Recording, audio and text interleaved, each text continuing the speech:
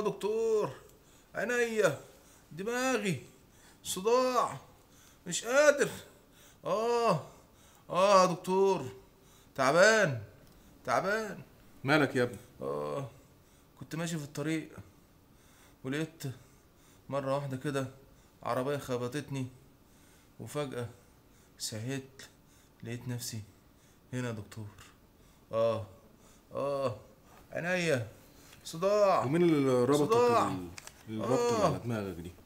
اه واحد كانوا معدي ويقولوا له يا دكتور اسماعيل. اه يا دكتور. لا اه لا، شيل القرف اه كل ده. مين الدكتور اه ده؟ دكتور حمار اصلا.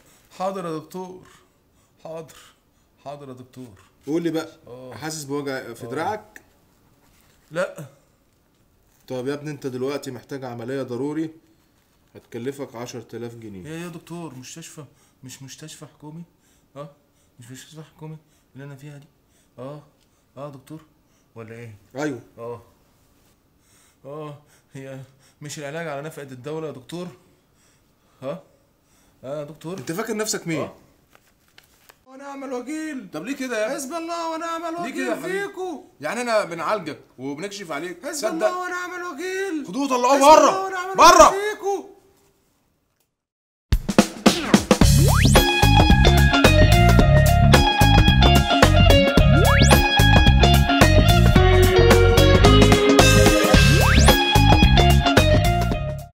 السادة المشاهدين، اهلا وسهلا بيكم في حلقه جديده.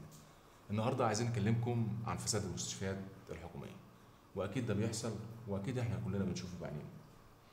طبعا اكيد مفيش مريض بيخش الا لما بيكون ليه واسطه، مع ان الحكومه المفروض بتخدم الفقير واي واحد بيخش المستشفى اللي محتاجها.